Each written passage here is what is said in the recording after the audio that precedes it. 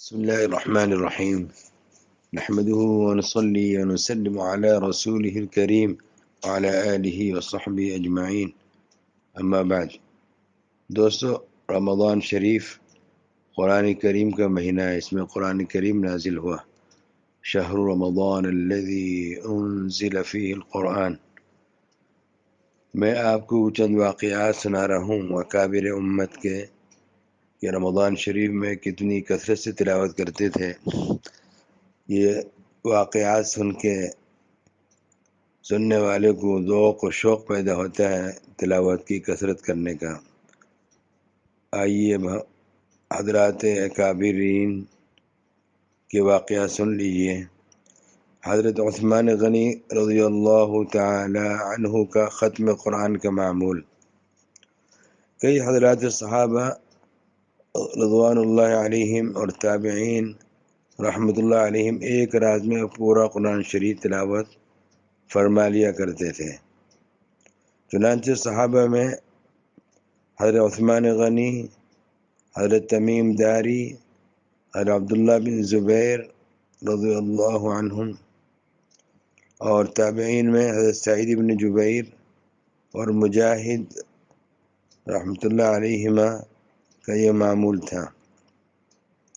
بلکہ بعض اوقات حضرت عثمان بن عفان رضی اللہ عنہ ایک ہی رکعت میں پورا قرآن شریف پڑھ لیا کرتے تھے، جیسا کہ امام طحاوی نے اور بیہقی نے اور دیگر محدثین نے صحیح سند کے ساتھ روایت کیا ہے. اور حافظ ذہبی نے بھی لکھا ہے کہ صحیح سند سے ثابت ہے حضرت عثمان غنی رضی اللہ عنہ کا ایک رکعت میں پورا قرآن پڑھنا. اب آئیے حضرت امام حنیفہ رحمۃ اللہ علیہ اور امام شافعی رحمۃ اللہ علیہ کے بارے میں سن لیجئے. جی، حضرت امام حنیفہ رحمۃ اللہ علیہ نیز امام شافعی رحمۃ اللہ علیہ کا معمول رمضان کے علاوہ یہی تھا، یعنی پورا قرآن روزانہ پڑھنے کا. بعض دو ختم روزانہ کرتے تھے، جیسا کہ ان دونوں کا معمول رمضان مبارک میں تھا. یعنی غیر رمضان میں بھی روزانہ قرآن شریف مکمل تلاوت کرتے تھے اور رمضان شریف میں دو ختم کرتے تھے، یعنی ایک رات کو ایک دن کو. اور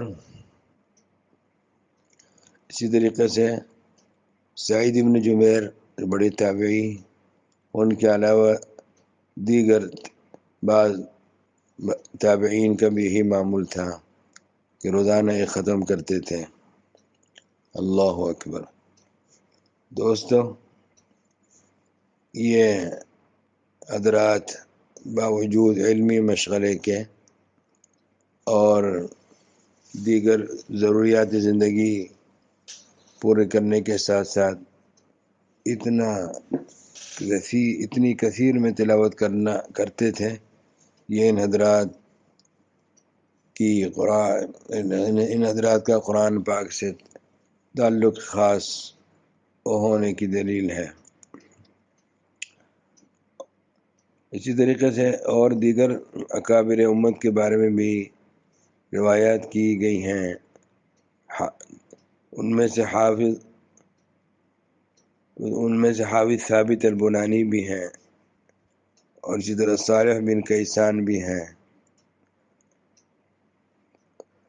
تو یہ حضرات اتنی زیادہ تلاوت کرتے تھے کہ اللہ تعالیٰ نے ان کے اوقات میں برکت عطا فرما دی تھی.